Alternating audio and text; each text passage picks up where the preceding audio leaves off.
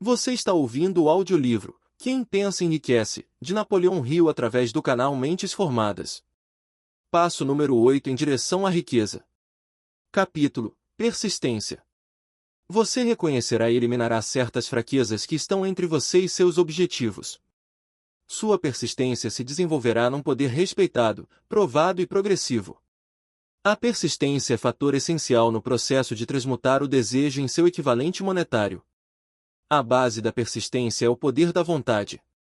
Força de vontade e desejo, se combinados corretamente, formam um par irresistível.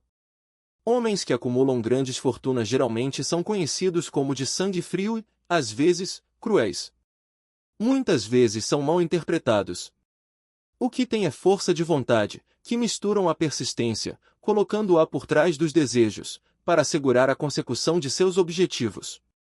A maioria das pessoas está pronta para alijar objetivos e propósitos, desistindo ao primeiro sinal de oposição ou má sorte. Alguns continuam, apesar de toda a oposição, até a meta. Pode não ter significado heróico a palavra persistência, mas essa qualidade está para o caráter do homem como o carvão está para o aço. A construção de uma fortuna geralmente envolve a aplicação dos 13 princípios desta filosofia. Esses princípios devem ser entendidos e aplicados com persistência, por todos os que acumulam dinheiro. Desejo fraco produz resultados fracos. Se você está acompanhando o livro com a intenção de aplicar o conhecimento que oferece, seu primeiro teste de persistência será quando começar a seguir os 6 passos descritos no 2º capítulo.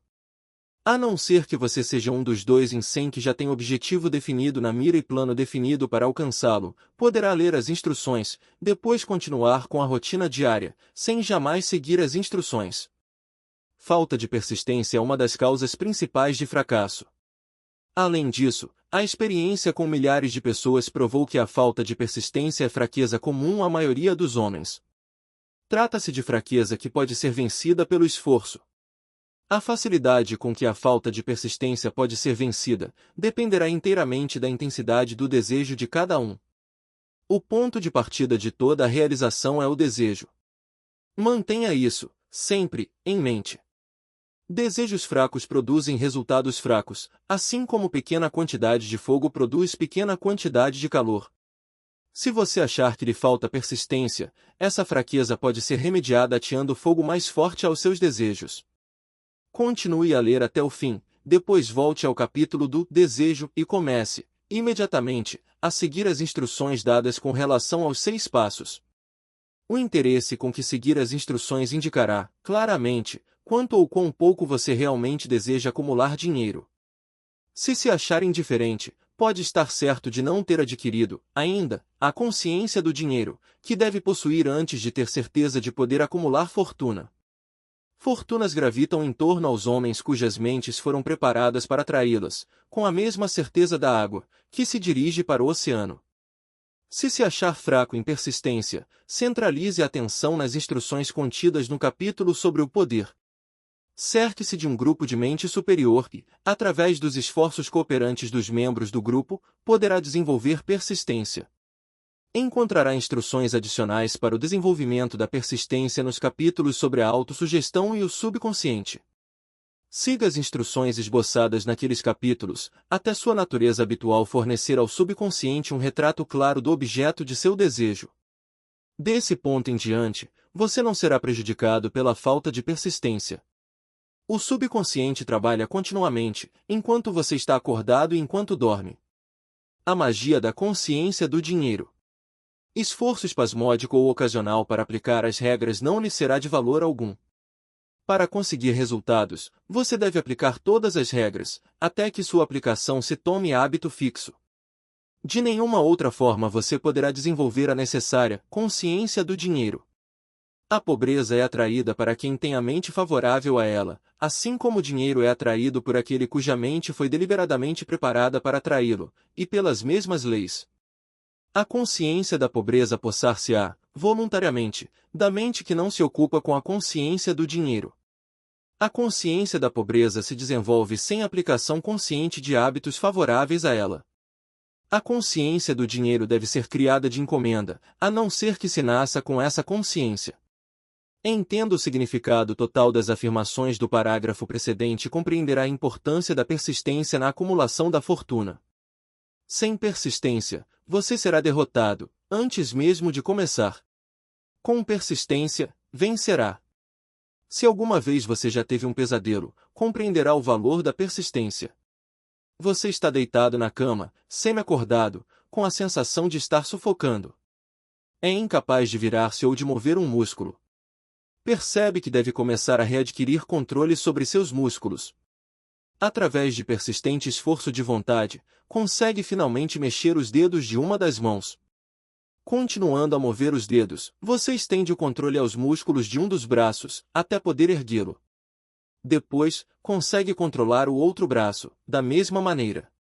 Finalmente, adquire controle sobre os músculos de uma das pernas, depois sobre os da outra. Então, num supremo esforço de vontade, readquire completo controle do sistema muscular e safa-se do pesadelo. A dificuldade foi superada, passo a passo. Você tem um guia oculto. Você pode achar necessário safar-se de sua inércia mental por um processo semelhante, movendo-se lentamente a princípio, aumentando a velocidade depois, até adquirir controle total sobre a vontade. Seja persistente por mais vagarosamente que se mova, no começo. Com a persistência virá o sucesso. Se escolher seu grupo de mente superior com cuidado, terá nele pelo menos uma pessoa que o ajude a desenvolver a persistência. Alguns homens, que acumularam grandes fortunas, fizeram-no por necessidade. Desenvolveram o hábito da persistência por terem sido tão perseguidos pelas circunstâncias, que tiveram de se tornar persistentes. Os que cultivam o hábito da persistência parecem gozar de um seguro contra o fracasso. Não importa quantas vezes sejam derrotados, chegam, no final, ao topo da escada. Às vezes, parece haver um guia oculto, cujo dever é testar os homens, através de todas as espécies de experiências desanimadoras. Aqueles que se reerguem após a derrota e continuam tentando alcançam, e o mundo aplaude. Viva! Sabia que você seria capaz. O guia oculto não permite que ninguém consiga grandes realizações, sem passar o teste da persistência.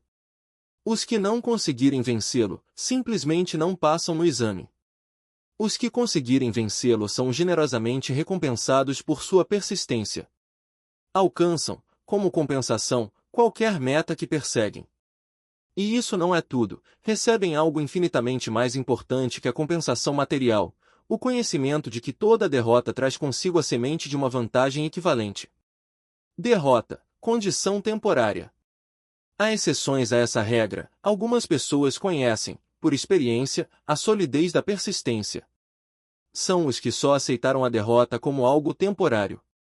São aqueles cujos desejos são postos em evidência com tal persistência, que a derrota, no fim, se transforma em vitória. Nós que estamos nas linhas secundárias da vida, vemos o número assustadoramente grande dos que são derrotados, para nunca mais se reerguerem. Vemos os poucos que aceitam o castigo da derrota como impulso para um esforço maior. Esses, felizmente, nunca aprendem a aceitar a marcha ré da vida. Mas, o que não vemos, o que a maioria de nós nem sequer suspeita que exista, é o poder silencioso, porém irresistível, que vem salvar os que continuam lutando, mesmo em face da adversidade. Se falarmos nesse poder, poderemos chamá-lo de persistência e ficar nisso. Uma coisa todos nós sabemos: se não se possuir persistência, não se alcança sucesso valioso, em nenhuma profissão. Ao escrever essas linhas, ergo os olhos do meu trabalho e vejo, diante de mim, a menos de um quarteirão, a grande e misteriosa Broadway, cemitério de esperanças mortas e antessala da oportunidade. Do mundo inteiro vem gente a Broadway, à cata de fama, fortuna, poder, amor ou o que quer que os seres humanos chamem de sucesso. Uma vez ou outra, alguém se destaca da longa procissão de aspirantes e o mundo ouve dizer que mais um dominou a Broadway. Mas a Broadway não é fácil ou rapidamente conquistável. Ela só reconhece talento, aceita o gênio, recompensa em dinheiro depois que a pessoa se recusa a desistir. Sabemos então que descobriu o segredo de como conquistar a Broadway. O segredo está sempre, inseparavelmente, ligado a uma palavra: persistência. O segredo é contado na luta de Fanny Hurst, cuja persistência conquistou a Grande Estrada Branca. chegou a Nova York em 1915, para converter seus escritos em riquezas. A conversão não chegou logo, mas chegou. Durante 4 anos ela conheceu os caminhos secundários de Nova York, em experiências de primeira mão. Passava os dias trabalhando e as noites esperando. Quando a esperança se tornou fraca, ela não disse, "Está bem, Broadway, você ganhou." Mas sim, "Está bem, Broadway, você pode bater alguns, mas não a mim. Vou forçá-la a desistir." Um editor, The Saturday Evening Post, enviou-lhe 36 cartões de recusa, antes que ela conseguisse quebrar o gelo e ter um conto aceito. O escritor médio, como médio em qualquer setor da vida, teria desistido da tarefa, ao chegar o primeiro cartão de recusa. Ela, porém, martelou as calçadas durante 4 anos, porque estava determinada a vencer. Depois chegou a recompensa. Quebrara-se o encanto, o guia oculto testara Fanny Hurst e ela aguentará firme. Daí em diante, editores abriam caminho à sua porta. O dinheiro chegou com tal rapidez que ela mal tinha tempo de contá-lo. Logo foi descoberta pelo pessoal do cinema e, então, o dinheiro não veio mais como troco miúdo, mas como inundação. Eis uma descrição sumária do que a persistência é capaz de alcançar. Fanny Hurst não é nenhuma exceção. Onde quer que homens e mulheres acumulem grandes riquezas, esteja certo de que primeiro adquiriram persistência. A Broadway dará uma xícara de café e um sanduíche a qualquer mendigo, mas exige persistência dos que procuram grandes prêmios. Kate Smith dirá amém ao ler isso. Cantou durante anos, sem dinheiro e sem preço, diante de qualquer microfone que pudesse alcançar. A Broadway lhe disse, venha conquistar o que quer, se aguentar. Ela aguentou até que num dia feliz a Broadway se cansou e disse, que adianta? Você não percebe quando é derrotada, por isso, diga seu preço e comece a trabalhar de verdade. A senhorita Smith estabeleceu o preço. Era bem alto. Qualquer um pode aprender persistência. A persistência é um estado de espírito, portanto, pode ser cultivada. Como todos os estados de espírito, baseia-se a persistência em causas definidas, entre as quais temos propósito definido. Saber o que se deseja é o primeiro e, talvez, o passo mais importante para o desenvolvimento da persistência. Um motivo forte faz superar muitas dificuldades. Desejo. É comparativamente fácil adquirir e manter persistência ao perseguir o objeto de um desejo intenso. Autoconfiança. Acreditar na própria capacidade de realizar um plano anima a seguir o plano até o fim, com persistência. A autoconfiança pode ser desenvolvida pelo princípio descrito no capítulo da autossugestão. Planos definidos, planos organizados, mesmo que sejam fracos e inteiramente impraticáveis, estimulam a persistência. Conhecimento preciso. Saber que nossos planos são sólidos, baseados na experiência ou na observação, encoraja a persistência. Adivinhação, em vez de conhecimentos, destrói a persistência. Cooperação, simpatia, compreensão harmoniosa com outros tendem a desenvolver a persistência. Força de vontade, o hábito de concentrar o pensamento na formação de planos para alcançar propósitos definidos, conduz à persistência. Hábito. A persistência é resultado direto do hábito. A mente absorve e se torna parte das experiências diárias, nas quais se alimenta. O medo, o pior de todos os inimigos, pode ser eficazmente curado pela repetição forçada de atos de coragem. Todos os que, na guerra, entraram em serviço ativo, sabem disso. Inventário de persistência em 8 itens. Antes de abandonar o assunto da persistência, faça um auto-inventário, determinando o que lhe falta, se é que lhe falta, nesse setor, de tão essencial qualidade. Meça-se corajosamente, ponto por ponto, e veja quantos dos 8 fatores de persistência lhe faltam. A análise pode levar a descobertas que lhe darão novo poder sobre si mesmo. Aqui encontrará os verdadeiros inimigos que se colocam entre você e realizações de valor. Encontrará não só os sintomas indicativos da persistência fraca, como também as causas subconscientes, profundamente arraigadas, dessa fraqueza. Estude, cuidadosamente, a lista e encare-as, com coragem, se realmente deseja saber quem é e o que é capaz de realizar. São essas as fraquezas que devem ser vencidas, por todos aqueles que acumulam riquezas, fracasso em reconhecer e definir, com clareza, exatamente o que se deseja. Procrastinação, com ou sem causa, geralmente apoiada em um batalhão de álibis e desculpas. Falta de interesse em adquirir conhecimentos especializados. Indecisão, hábito de eximir-se de responsabilidades em todas as ocasiões, em vez de enfrentar os assuntos corajosamente, também com apoio em álibis. O hábito de depender de álibis em vez de criar planos definidos para a solução dos problemas. Autossatisfação. Há pouco remédio para essa doença e nenhuma esperança para os que dela sofrem. Indiferença, geralmente refletida na prontidão com que se entra em acordo, em vez de enfrentar a oposição e combatê-la. O hábito de culpar outros pelos próprios erros e aceitar circunstâncias desfavoráveis como inevitáveis. Fraqueza de desejo, devido à negligência na escolha de motivos que impelem a ação. Vontade, avidez mesmo, de fugir ao primeiro sinal de derrota, baseada em um ou mais dos 6 temores básicos. Falta de planos organizados, por escrito, onde possam ser analisados. O hábito de não mudar ideias ou de agarrar uma oportunidade quando ela se apresenta. Ansiar, em vez de desejar. O hábito de aceitar a pobreza, em vez de procurar riquezas, ausência geral de ambição de ser, fazer e possuir. Procurar os atalhos para a riqueza, tentar receber, sem dar o justo equivalente, geralmente, isso se reflete no hábito de jogar, à espera de grandes negócios.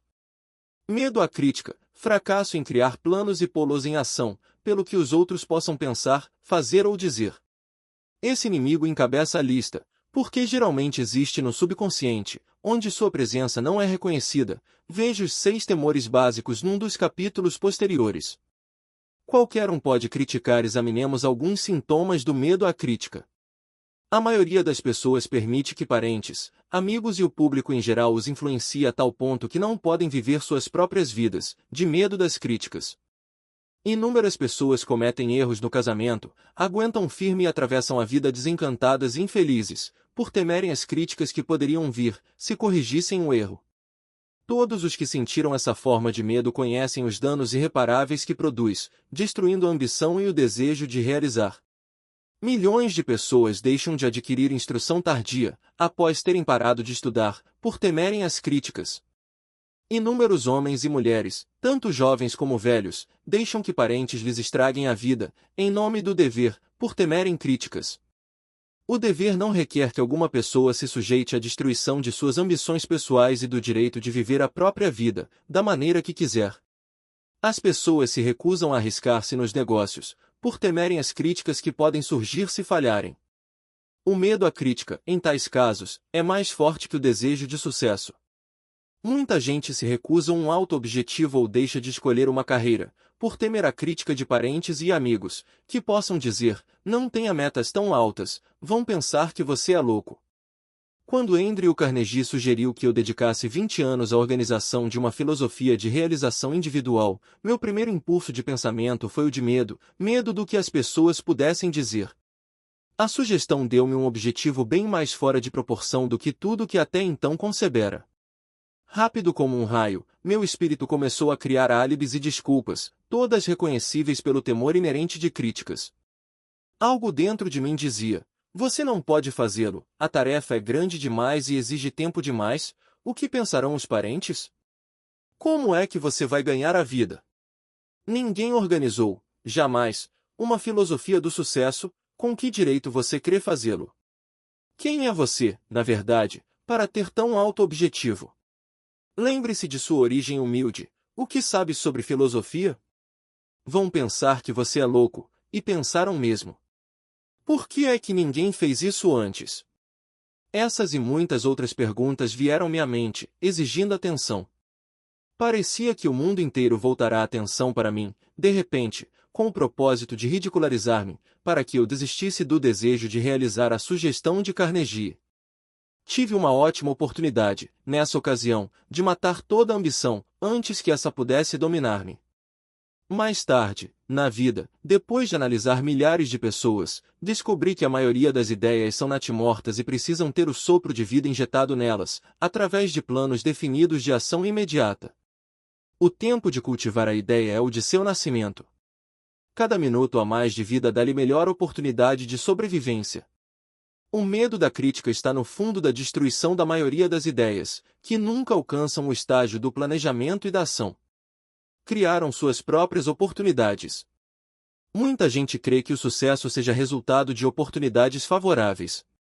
Existe certa base para tal crença, mas os que dependem completamente da sorte ficam quase sempre decepcionados, porque se esquecem de outro fator importante, imprescindível para que se tenha certeza do sucesso. É o conhecimento com o qual oportunidades favoráveis podem ser feitas de encomenda. Durante a depressão, o comediante W.C. Fields perdeu todo o dinheiro e se encontrou sem renda, sem emprego e sem meios de subsistência. O vaudeville não mais existia. Estava, além disso, com mais de 60 anos, idade em que muitos se consideram velhos. Tão ansioso estava por voltar a representar, que se ofereceu para trabalhar de graça, num campo novo, cinema. Além dos outros aborrecimentos, ainda caiu e machucou o pescoço. Para muitos, esse teria sido o momento de desistir e fugir. Mas Fields era persistente. Sabia que se continuasse, teria oportunidades, mais cedo ou mais tarde foi o que aconteceu, mas não por pura sorte. Marie Dressler achou-se totalmente sem recursos, sem dinheiro, sem emprego, quando estava na casa dos 60. Também ela procurou oportunidades e teve-as. Sua persistência trouxe-lhe assombroso triunfo, tarde na vida, muito além da idade em que a maioria dos homens e mulheres não mais tem ambição de realizar. Ed Cantor perdeu o dinheiro no colapso da bolsa, em 1929, mas possuía ainda persistência e coragem. Com isso, mais 2 olhos proeminentes, voltou a ter uma renda de $10.000 semanais. Em verdade, com persistência é possível continuar, mesmo sem muitas outras qualidades. A única oportunidade em que se pode ter o luxo de confiar é a oportunidade feita por nós mesmos. Essa vem da aplicação da persistência. O ponto de partida é o propósito definido. Tudo o que queriam era um ao outro. Era uma vez um homem, que era rei de grande império. Em seu coração, todavia, não era rei, e sim um homem solitário. Como o príncipe de Gales, por mais de 40 anos, foi alvo de princesas casadoras de toda a Europa, que se encontravam a seus pés. Não podia ter vida particular, e quando se tornou Eduardo VIII enfrentou um vazio pessoal dificilmente entendido por seus alegres súditos, vazio que só poderia ser preenchido pelo amor. Nota: o texto original menciona Eduardo VI, mas o contexto histórico, príncipe de Gales por 40 anos, Wallis Simpson, aponta para Eduardo VIII. Mantive Eduardo VIII para correção histórica implícita, embora o original dissesse sexta. E Wallis Simpson? 2 vezes, não tendo encontrado amor, tivera coragem de continuar a busca. Seu primeiro dever era amar. Qual a coisa mais importante do mundo? O mestre chamou-a de amor, não regras impostas pelo homem, críticas, amargura ou calúnia, não o casamento político, e sim o amor. Ao pensar em Wallis Simpson, pense em alguém que sabia o que queria e abalou um grande império para obtê-lo. Mulheres que se queixam de que esse mundo é dos homens, que as mulheres não têm oportunidades iguais de vencer, devem a si mesmas estudar cuidadosamente a vida dessa mulher incomum que, numa idade em que a maioria das mulheres se consideraria velha, conquistou o solteirão mais procurado do mundo. E Eduardo VIII? Será que pagou preço alto demais pelo amor da única mulher que quis? Só nos restam conjecturas. Mas podemos ver a decisão. Podemos ver que a decisão teve preço, que o preço foi pago e pago abertamente. O Império Britânico deu lugar a uma nova ordem mundial. O Duque de Windsor e sua mulher reconciliaram-se, finalmente, com a família real. Sua história de amor, de persistência, de um preço pago e amor triunfante, parece pertencer à época longínqua. Mas devemos lembrar-nos de que os dois procuraram o maior tesouro do mundo e exigiram-no. Examine as primeiras 100 pessoas que encontrar, pergunte-lhes o que mais querem na vida e 98 não serão capazes de dizê-lo. Se os apertar por respostas, alguns dirão segurança, muitas dirão dinheiro, outros, felicidade, outros ainda, fama e poder, alguns poderão dizer reconhecimento social, vida fácil, capacidade de cantar, dançar ou escrever, mas nenhum será capaz de definir os termos ou dar a menor indicação de um plano, pelo qual esperam alcançar os desejos vagamente formulados. Riquezas não reagem a desejos. só reagem a planos definidos, apoiados em desejos definidos, através de constante persistência. 4 passos para a persistência. Há 4 passos simples que conduzem ao hábito da persistência. Não exigem grande quantidade de inteligência, nem quantidade especial de instrução, e exigem pouco tempo ou esforço. Os passos necessários são: propósito definido, apoiado por um desejo ardente de realização. Plano definido, expresso em ação contínua. Mente hermeticamente fechada contra quaisquer influências negativas ou desanimadoras, incluindo sugestões negativas de parentes, amigos e conhecidos. Aliança amistosa com uma ou mais pessoas, que nos encorajem a seguir tanto o plano como o propósito. Os 4 passos precedentes são essenciais ao sucesso, em todos os setores da vida. O propósito total dos 13 princípios dessa filosofia é capacitá-lo a dar tais passos como uma questão de hábito. São passos pelos quais se pode controlar o próprio destino econômico. São passos que conduzem à liberdade e independência de pensamento. São passos que conduzem à riqueza, em pequena ou grande quantidade. São passos que conduzem ao poder, à fama e ao reconhecimento do mundo. São passos que garantem oportunidades favoráveis. São passos que convertem sonhos em realidades físicas. São passos que conduzem à vitória sobre o temor, desânimo e indiferença. Há uma recompensa magnífica para todos os que aprenderem a dar os 4 passos. É o privilégio de redigir o próprio ingresso, fazendo a vida conceder o preço que se lhe pede. Pode-se obter auxílio da inteligência infinita? Qual o poder místico que dá aos homens de persistência a capacidade de dominar as dificuldades? A qualidade da persistência implanta na mente alguma forma de atividade espiritual, mental ou química, que dá acesso a forças sobrenaturais. A inteligência infinita se coloca ao lado da pessoa que luta mesmo depois que a batalha foi perdida, com o mundo inteiro do lado oposto? Essa e muitas outras perguntas similares surgiram-me na mente, ao observar homens como Henry Ford, que começou do nada e construiu um império industrial de vastas proporções, com um pouco mais, no início, que a persistência. Ou Thomas A. Edison, que com menos de 3 meses de escola se tornou o maior inventor do mundo, convertendo a persistência na máquina de falar, na máquina de filmes e na luz incandescente, para não mencionar meia centena de outras invenções úteis. Tive o feliz privilégio de analisar tanto Edison como Ford ano após ano, num longo período de anos. Daí, a oportunidade de estudá-los de perto, o que me faz falar com conhecimento de causa, ao dizer que não achei outra qualidade senão a persistência, em nenhum deles, que mesmo remotamente sugerisse a fonte principal de suas realizações. Ao fazer um estudo imparcial de profetas, filósofos, homens milagrosos e líderes religiosos do passado, chega-se à conclusão inevitável de que a persistência, a concentração de esforços e o propósito definido foram as fontes principais de suas realizações. Consideremos, por exemplo, a estranha e fascinante história de Maomé.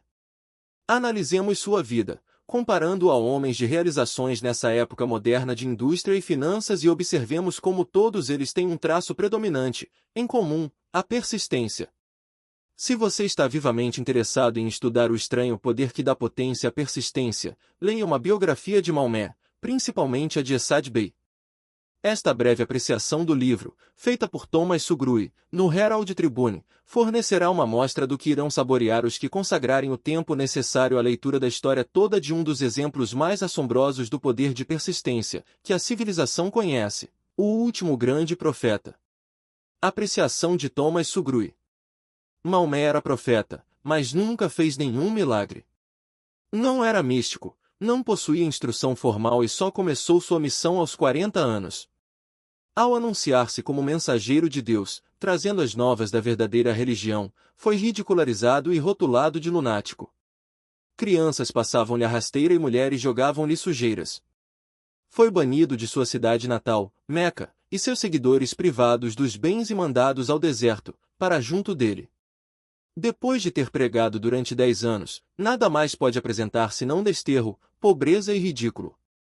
Entretanto, antes que outros 10 anos se passassem, era ditador da Arábia, governador de Meca e líder de nova religião mundial, que se alastraria até o Danúbio e os Pirineus, antes de exaurir o ímpeto que ele lhe dera. Esse ímpeto era triplo, poder de palavras, eficácia da oração e o parentesco do homem com Deus. Sua carreira não tinha sentido. Maomé nasceu de membros empobrecidos de uma família importante de Meca. Meca, encruzilhada do mundo, abrigo da pedra mágica chamada de Caaba, grande cidade do comércio de todas as rotas comerciais, por ser anti-higiênica, mandava suas crianças para o deserto, para serem criados pelos beduínos. Maomé foi assim criado, sugando força e saúde do leite de mães nômades. Pastor de ovelhas, logo foi contratado por rica viúva, como líder de suas caravanas. Viajou por todo o mundo oriental, falou a muitos homens, de diversos credos, observando o declínio do cristianismo em seitas belicosas. Quando completou 28 anos, Khadija, a viúva, viu-o com bons olhos e se casou com ele. O pai dela teria objetado a tal casamento, por isso ela o embebedou. E segurou enquanto ele dava a bênção paterna. Nos 12 anos seguintes, Maomé viveu como comerciante rico, respeitado e muito sagaz. Depois, começou a vaguear pelo deserto, retornando um dia com o primeiro verso do Corão e disse a Khadija que o arcanjo Gabriel lhe aparecerá, dizendo que lhe cabia ser mensageiro de Deus. O Corão, a palavra revelada por Deus, era o que mais se assemelhava a um milagre, na vida de Maomé. Nunca fora poeta, não possuía o dom da palavra. Contudo, os versos do Corão, quando os recebia e os recitava aos fiéis, eram melhores que quaisquer versos produzidos pelos poetas profissionais das tribos. Isso, para os árabes, era um milagre. Para eles, o dom da palavra era o maior dom e o poeta todo-poderoso. Além disso, o Corão dizia que todos os homens eram iguais perante Deus e que o mundo deveria ser um estado democrático, o Islã. Foi essa heresia política, mais o desejo de Maomé de destruir os 360 ídolos do pátio da Caaba, que causaram seu banimento. Os ídolos traziam as tribos do deserto a Meca, o que significava negócios. Por isso, os comerciantes de Meca, os capitalistas, dos quais Maomé fizera parte, caíram sobre ele. Retirou-se, então, para o deserto e proclamou a soberania sobre o mundo. A ascensão do Islã começou. Do deserto veio a chama que não mais se extinguiria, um exército democrático, lutando como uma unidade só e preparado a morrer sem pestanejar. Maomé convidará judeus e cristãos a unir-se a ele, pois não estava criando uma nova religião. Chamava todos os que acreditavam num único Deus, para que se unissem numa única fé. Tivessem os judeus e cristãos aceito seu convite, o Islã teria conquistado o mundo. Não o fizeram. Nem sequer aceitaram a inovação de Maomé, de uma guerra mais humana. Quando os exércitos do profeta entraram em Jerusalém, ninguém foi morto por causa da fé professada. Séculos depois, quando os cruzados entraram na cidade, nenhum homem, mulher ou criança muçulmana foi poupada. Os cristãos só aceitaram uma ideia muçulmana, o lugar de estudo, a universidade. Pontos a fixar. A persistência transforma o caráter como o carbono modifica o ferro quebradiço em aço invencível. Com persistência, você desenvolverá um quociente mágico de consciência de dinheiro, enquanto o subconsciente está em atividade constante para obter-lhe o dinheiro que deseja. Um inventário de persistência, em 8 itens, mostra-lhe onde criar persistência dentro de si mesmo. 8 áreas de treinamento especial fornecem alvos precisos para sua persistência. Gente como Fannie Hurst, Kate Smith, W.C.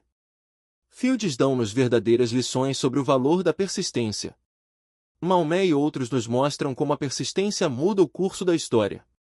4 passos simples conduzem ao hábito da persistência, quebrando também quaisquer influências negativas ou desanimadoras, que possam tê-lo afetado até agora.